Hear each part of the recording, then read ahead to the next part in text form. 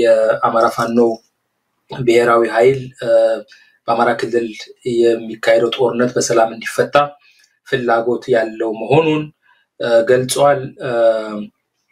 ለሰላም እንደሚሰራም ነው የገለጸው። ግን በክልሉ በአብይ አህመድ መንግስት እጅግ በጣም በርካታ ጥፋቶች ውድመቶች እንደደረሱ ነው የገለጸው። ሲቪሎች በድሮን ተጨፍጭፈዋል፣ በሺዎች የሚቆጠሩ ብዙ ንብረት ወድመዋል።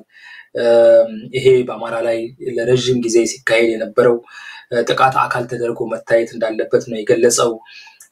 ስለዚህ አሁን የሰላም ነገሩ በሰላም እንዲቋጭ ኢንክሉሲቭ የሆነ ሁሉን ያካተተ በኢትዮጵያ ደረጃ የሚካሄድ እውነተኛ የሆነ ብሔራዊ ውይይት መካሄድ እንዳለበት እንደሚያምን ነው የገለጸው።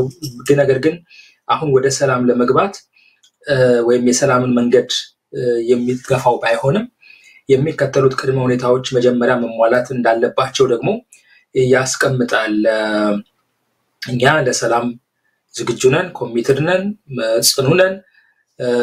ግን ቋሚ የሆነ ሰላም እንዲመጣ ትራንዚሽናል ፖለቲካል ፍሬምወርክ ያስፈልጋል። እንደዚሁም እውነተኛ ተጨባጭ የሆኑ ተቋማት መመስረት አለባቸው። የአሜሪካ መንግስት በዚህ በኩል ይህንን የሚያመቻች ከሆነ በዚህ በኩል ስራዎችን የሚሰራ ከሆነ እኛም የሰላሙን ጉዳይ እንደምናየው ነው የገለጸው። I think ትርጉሙን እንዳላዛባ we urge the US government to deploy all opportunities appropriate diplomatic instruments including targeted sanctions to end the violence and facilitate a transition toward inclusive governance and justice ነው የሚለው። የአሜሪካ መንግስት ማንኛውም የዲፕሎማቲክ ተቋማትን ተጠቅሞ እንደዚሁም ታርጌትድ የሆኑ ኢላማቸውን ማለት የተወሰኑ ግለሰቦች ነው ታርጌትድ የሆኑ ማዕቀቦችን በማድረግ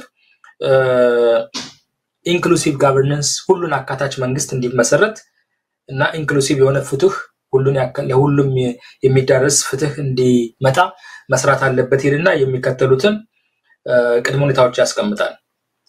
አንደኛ የኢሚዲየት cessation of military hostilities and withdrawal of federal allied force including the National Defense Force from the Amhara region የጦርነቱን ማቆም ብቻ ሳይሆን መንግስት በአፋጣኝ ጦርነቱን አቆሞ የፌደራል ወታደሮችን መከላከያ ሰራዊቱን እና ከሱ ጋር አብረው የሚሰሩ ሌሎች ኃይሎች በሙሉ ከአማራ ክልል እንዲወጡ ነው የገለጸው።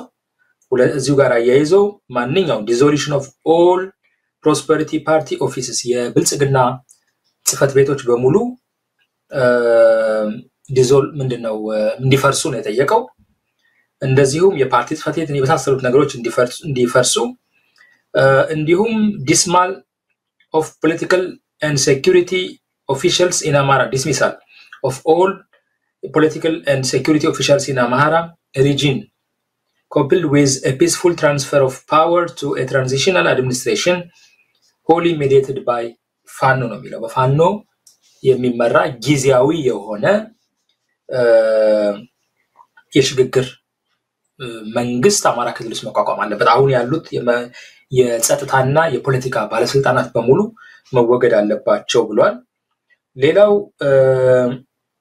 unhindered access for international human rights organizations ነው። የዓለም አቀፍ የሰብአዊ መብት ተቋማት በአማራ ክልል ውስጥ ገብተው ያለምንም እንቅፋት ምርመራ እንዲያካሂዱ including a United Nations mediated investigation የተባበሩት መንግስታት ድርጅት የምርመራ አካል ጭምር በክልል ውስጥ በተፈጸሙት ሰብአዊ መብት ጥሰቶች ላይ ምርመራ እንዲያካሂዱ ሊፈቀድላቸው ይገባል። እነዚህ ምርመራዎች these investigations must be followed by concrete accountability measures to bring perpetrators to justice አጥፊዎች ወደ ፍትህ እንዲመጡ ተጠያቂ የሚሆኑበትን ተጨባጭ እርምጃም እንዲወሰድ ነው የጠየቀው። እንዲሁም immediate and unconditional release of all Amhara political prisoners ሁሉም የአማራ የፖለቲካ እስረኞች እንዲፈቱ እንደዚሁ ጠይቋል። ሌላው ያቀረበው ቅድመ ሁኔታ resumption of telecommunications, internet, electricity, water, banking and services in all areas of Amhara region ነው የሚለው። በአማራ ሪጅን ውስጥ በአማራ ክልል ውስጥ ሁሉም የቴሌኮሙኒኬሽን፣ የኢንተርኔት፣ የመብራት፣ የውሃ የባንክ እና የመሳሰሉት አገልግሎቶች ሙሉ በሙሉ ስራ እንዲጀምሩ ማንኛውም የትራንስፖርት ገደብ የተጣለው የትራንስፖርት ገደብ በሙሉ በክልል ውስጥ እንዲነሳ ከሌሎች ወደ አዲስ አበባ የሚደረጉ ጉዞዎች በሙሉ የተስተጓጎሉ ጉዞዎች እንደገና እንዲጀመሩ and resumption and unhindered passage of humanitarian relief የሰብአዊ እርዳታ ያለምንም እንቅፋት ወደ ክልሉ እንዲገባ እንዲደረግ የተፈናቀሉ ሰዎች እንዲደርሳቸው ነው የጥሪ የሚያቀርበው እንደዚሁም በአማራ ህዝብ ላይ ለዘመናት ወይም ደግሞ ዲኬድስ ለረጅም ጊዜ ሲካሄድ የነበረው የዘር ማጥፋት ወንጀል እውቅና እንዲያገኝ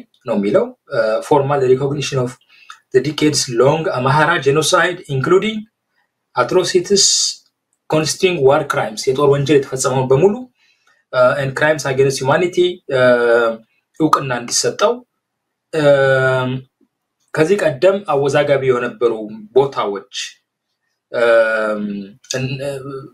border demarcation in Amhara majority district annexed to neighboring regions በሌሎች ጎረቤት ሀገራት አካባቢ ማነው ክልሎች የተያዙ መሬቶች ላይ የድንበር ማካለል እንዲካሄድ ለምሳሌ ወልቃይት ጠገዴ ሰቲት ሁመራ ጎንደር ራያ ወሎ መተከል ጎጃም and ደራ ሸዋ እነዚህ ሁሉ ያው ወደ ክልሉ እንዲመጡ ነው ጥሪ የሚያቀርበው የተፈናቀሉ ሰዎችም እንዲመለሱ ነው ጥሪ የሚያቀርበው መሰረታዊና ህጋዊ የሆኑ የአማራ ኮሚኒቲዎች ማህበረሰቦች መብቶች በመላው ኢትዮጵያ ውስጥ እንዲከበሩ እንዲረጋገጡ የሚል ቅድመ ሁኔታዎች አሉ እነዚህ ቅድመ ሁኔታዎች በትክክል የሚሟሉ ከሆነ ወደ ሰላም ድርድር እንደሚመጣ ነው ፋኖ ያስታወቀው